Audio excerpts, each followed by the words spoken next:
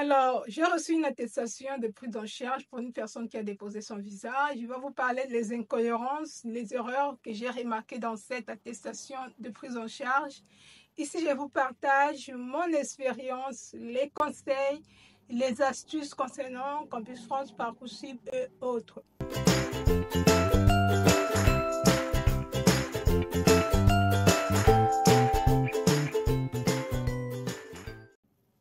Vous devez comprendre que l'attestation de prise en charge, c'est vraiment quelque chose qui est écrit par la main ou on frappe, par saisie. Mais dans l'attestation de prise en charge, moi, je ne sais pas pour vous, mais on ne mentionne jamais le revenu ou le salaire de la personne qui va te prendre en charge. C'est un engagement, tu prends l'engagement de prendre une personne en charge pendant son durée d'études, de lui soutenir, de lui envoyer l'argent, par exemple, le montant nécessaire demandé, 615 € par mois. Ça suffit. Tu ne dois pas mentionner tes épargnes, tu ne dois pas mentionner le revenu que tu gagnes chaque fin du mois. Si tu veux mentionner tout ça, tu dois accompagner, par exemple, une relevée bancaire de ton compte bloqué, de ton garant plutôt, et le 3 derniers bulletins de salaire. Je me pose la question si la personne avait accompagné cette attestation avec les bulletins de salaire. La personne va se reconnaître dans cette vidéo. Deuxième chose, il ne faut pas mentionner votre salaire parce qu'il se trouve dans votre bulletin de salaire. C'est parce qu'on vous demande d'accompagner cette attestation de prise en charge avec ça. Et quand vous résidez en Afrique, il faut éviter l'attestation de prise en charge.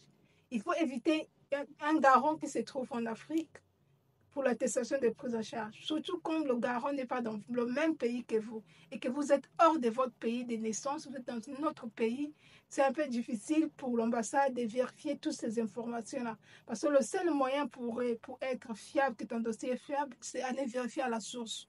Ou bien le nom de l'entreprise, quand ils vont taper, ils vont chercher, ils vont retrouver le nom de l'entreprise quelque part. Parce que c'est très important. Et dans cette attestation de prise en charge, on aussi le virement irrévocable, donc l'avis. Il dit que j'ai fait une ordre de virement irrévocable que je dois envoyer 615 € par mois à mon frère plutôt.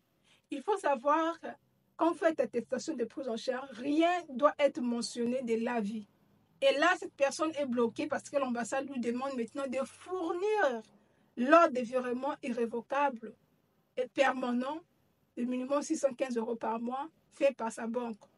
Donc, ce que ton garant devait faire, au lieu de te faire une attestation de prise en charge, de perdre le temps, il devait simplement te faire l'avis, d'aller voir sa banque et de négocier avec eux qui mettent en place l'avis, l'attestation de virement irrévocable, parce que c'est un document juridique.